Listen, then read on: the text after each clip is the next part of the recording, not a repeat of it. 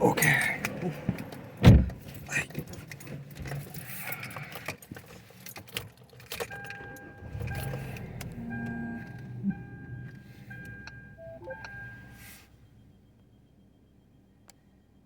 Minors from receiving puberty blockers or hormone therapy, and perhaps the state's Medicaid program from covering all of it ever. He also passed a hate crimes bill, cracking down on those who committed anti-Semitic crimes, which is not happening. We don't see a big enough crackdown, I'll tell you that. Some of DeSantis' achievements could prove problematic in the general Axios writes. If he emerges as the nominee, polls show a majority of American people oppose a 6-week abortion ban. So they wanted more than 6 weeks. That's what they got. That's what they got right now in Florida. And while expanding concealed carry rights is a big thing in Florida, people like that. It's a tricky sell to swing voters, especially one of those on a fence now when you have a shooting like what just happened over the weekend on Saturday in Texas, and people want to come down and decide that law-abiding citizens are the problem.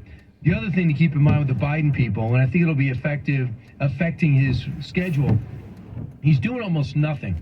But Neera Tanden has replaced Susan Rice. Remember her with the horrible things she said about all the Republicans so bad she couldn't even pass the nomination process? So now they're just going to place her in there. Moderates in trouble. A new poll from the GOP firm Coefficient found Manchin is now trailing Jim Justice by 14 points in the Senate. That's West Virginia is a big hub for Republicans. They just aren't able to seat their Republican senator because he was such a popular governor in Joe Manchin. The other person who's doing business is Sinema.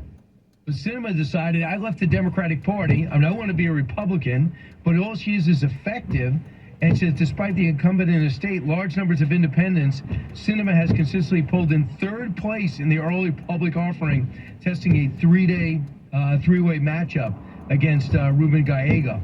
So I'm not sure what party she would run on. She's going to abdicate and say, let the Democrats just run for the Democrat nomination. But if you have a good Republican, and Ruben Gallego is a really good Democrat for Democrats, they will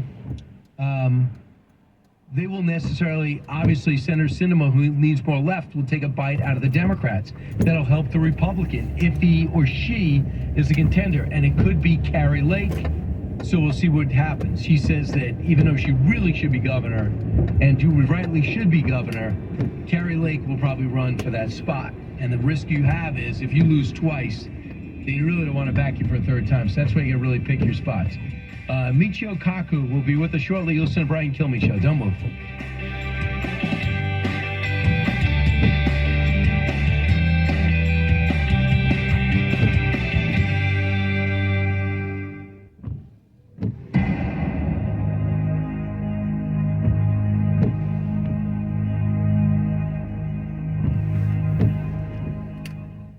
Here's positively the best way to spend your afternoon. Here's where the night lights up in the most unexpected ways. Here's where the newsmakers make news. Here's where you get a song and a story from a local legend. And here is where Sonoma County comes home. The Drive with Steve Jackson at 3 p.m. Guy Benson at 6. Ground Zero at 9. Coast to Coast AM at 10. Sonoma County's FM News Talk, KSRO. The driver in a deadly crash which killed 8 people in Brownsville, Texas over the weekend is now charged with manslaughter. More stories of survival from Saturday's deadly shooting at a mall in Allen, Texas. Yeah, just being really thankful and grateful that I'm still here, that I can still be here for my kids, and those are all thoughts that I have had since this has happened. She ran when she heard the gunshots. The U.S. could default on its debt payments in about 3.5 weeks unless the debt ceiling is raised. It simply is unacceptable for Congress to threaten economic calamity for American households. Treasury Secretary Janet Yellen, congressional leaders will meet with President Biden this week, hoping to work out some kind of an agreement. Closing arguments are underway in writer E. Jean Carroll's battery and defamation trial against former President Trump. The government's weather forecasting service says there have been at least $19 billion in weather and climate disasters so far this year. Daria Albinger, ABC News. I'm Jim Chesko with your Money Now. More and more Americans are becoming so-called cord cutters, ending their cable subscriptions in favor of streaming services. That made for a worse than expected quarter for Dish Network, which posted a larger revenue decline than what analysts had projected. Dish reported a net decrease of 552,000 subscribers to its traditional cable or streaming Sling TV services. After again raising its target interest rate by a quarter point last week, the Federal Reserve will likely pause its aggressive monetary tightening agenda, but its job isn't yet finished. That's the message from Standard Chartered CEO Bill Winters.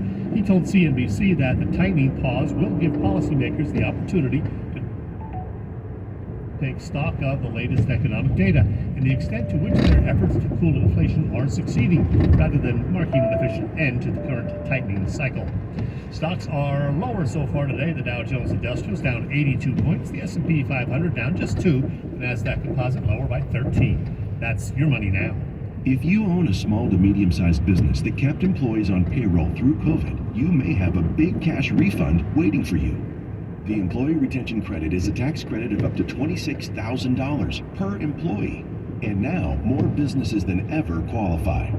The experts at RefundsPro.com specialize in cutting through the red tape of qualifying for this government program. Most of their refunds are over $100,000. Even businesses that have received PPP funds may be eligible. And there are absolutely no fees unless you receive a refund. So there's no reason not to apply. If your business experienced shutdowns, limited capacity, supply chain challenges, or reduced revenue due to COVID, you likely qualify. RefundsPro.com has already helped hundreds of businesses. So don't lose the refund you're owed by missing the deadline.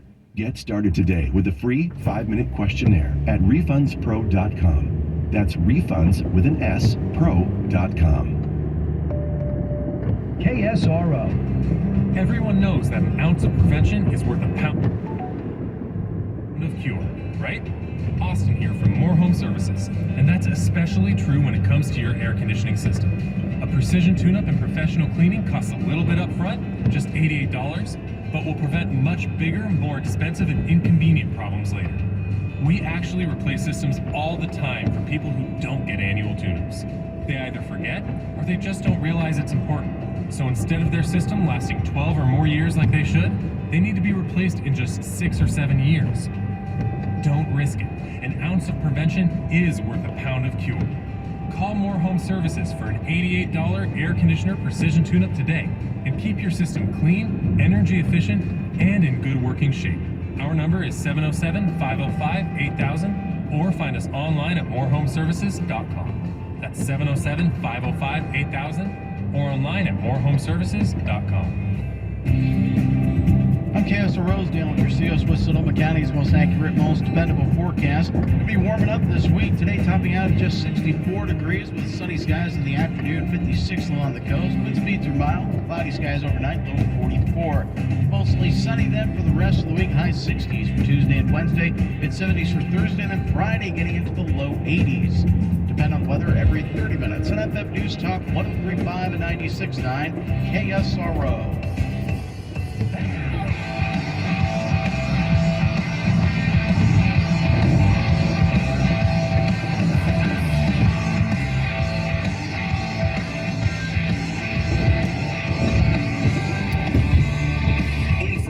You want, truth you demand. This is the Brian Kilmeade Show. You've spoken out saying that AI could manipulate or possibly figure out a way to kill humans. How could it kill humans? Well, eventually, if it gets to be much smarter than us, it'll be very good at manipulation because it will have learned that from us. There are very few examples of a more intelligent thing being controlled by a less intelligent thing. And it knows how to program, so it'll figure out ways of getting around restrictions we put on it. It'll figure out ways of manipulating people to do what it wants. It's crazy what's going on. I have never seen a topic more pervasive where people are talking that's not about a result of a politician or a referendum, or it is just about AI and what it means. I mean, we're not that aware of what the internet would do and the revolution it would cause. And now we're on the cusp of AI, and they're saying this is going to be bigger, it's going to be more pervasive. Michio Kaku is a theoretical physicist, best-selling author, professor of physics at the City College and City University of New York. Dr. Kaku, welcome back. Glad to be on the show. Hey, first off, what is the one thing that a layman should be worried about when it comes to AI? Well, there's good news and bad news. The good news is that these chatbots will increase productivity, increase efficiency, reduce the speed at which we can write essays. That's the good news. The bad news is that they don't know the difference between right and wrong, between truth and falsehood, and they can spew out all sorts of nonsense. There's no fact checking, and that's the problem. We need a fact checker for these chatbots, and that's why we need what are called quantum computers, a higher level computer that I write about in my book, Quantum Supremacy, to be a check on some of these chatbots. How would you characterize, how do you define quantum? Quantum is the atom. So, in other words, computers today compute on transistors. And these transistors are maybe 50 to 500 atoms across. Once we get down to an atom across, then everything falls apart, and we have to go to a higher level computer. Quantum computers that I write about in my book, Quantum Supremacy. So that's the future. Silicon Valley could become a Rust Belt unless we make the transition from transistors and digital to quantum, that is computing on atoms rather than hundreds of atoms in a transistor. And your name of your book is Quantum Supremacy, how the quantum computer revolution will change everything. So you think it's the next step past AI? That's right. We're talking about going beyond digital computers. Digital computers compute on transistors, and transistors are 50 to 100 to 1,000 atoms across. Huge. And they're not powerful enough to fact check all the articles coming out. That's the problem. That means that nonsense, racism, all sorts of junk could come out. If a teenage boy writes an essay about the fact that the robots are going to take over, some tape recorder may pick it up and spew it all over the country. That's why we need a fact checker. And that's why we want to have the next generation of computers called quantum computers to fact check some of the nonsense that comes out of these chatbots. And so you're one of these people, when you see that you've pointed out already that chatbot GBT, whatever, you could see some bias in what they're spouting out in terms of what politics. And I'm wondering where that bias comes from. Well, you know, these chatbots are like tape recorders, and we have an expression, garbage in, garbage out. The tape recorder simply takes bits and pieces on the internet, cobbles them together, splices them together, and passes it off as your own. So if a teenage boy writes all sorts of nonsense, some chatbot may pick up some of those fragments and incorporate it into an article and come out with sensational headlines like the robots are going to take over, humanity is going to be enslaved. And so there's no fact checking to make sure that teenage boys don't run amok on the internet. So I want you to hear what Jeffrey Hinton said, Dr. Kaku, Cut 44. It's not clear to me that we can solve this problem. I believe we should put a big effort into thinking about ways to solve the problem. I don't have a solution at present. I just want people to be aware that this is a really serious problem and we need to be thinking about it very hard. I don't think we can stop the progress. I didn't sign the petition saying we should stop working on AI because if people in America stopped, people in China wouldn't. It's very hard to verify whether people are doing it. So that is the so-called godfather of AI. He says, I would not stop. You wouldn't stop either, I imagine. No, and we have to at some point pass either laws to restrict the garbage that comes out of what happens if teenage boys run amok. You know, you cannot yell fire in a crowded theater. There are limits to free speech. And I think that's a good thing. So it's better that the industry police itself rather than some heavy-handed politician coming in to propose checks and balances on chatbots. I think self-regulation is the way to go with fact-checking, and then we don't have to have the heavy hand of bureaucracy coming in, because politicians have their own agenda. They're going to promote their point of view rather than what is good for the general public.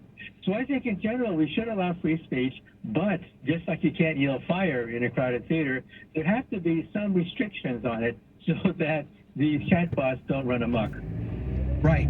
For example, I mean, we're watching music now being generated from Drake and The Weeknd, and that song was totally made up of what they'd done in the past. Somebody else put it together, they released it, it becomes a bestseller. It had nothing to do with the artist. Is that what you're talking about? That's right. In fact, in Japan, it's even more advanced.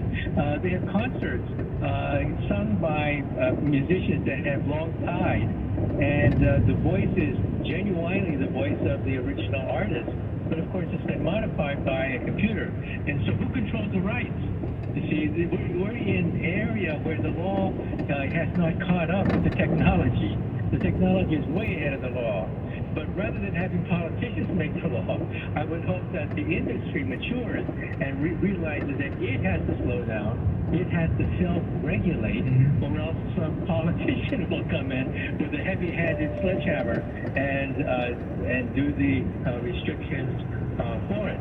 So I think we have to have some self-control. The industry has to mature and handle it themselves. You know, when you see a movie, at the end of the movie, there's a disclaimer, and the disclaimer says, this movie is fake. All the actors are fake. This whole movie is fake. It's a disclaimer. In the future, we may have to have that, or else, like I said, teenage boys can run amok, and a lot of that will be incorporated into official-sounding articles, and that's why we have these sensational headlines.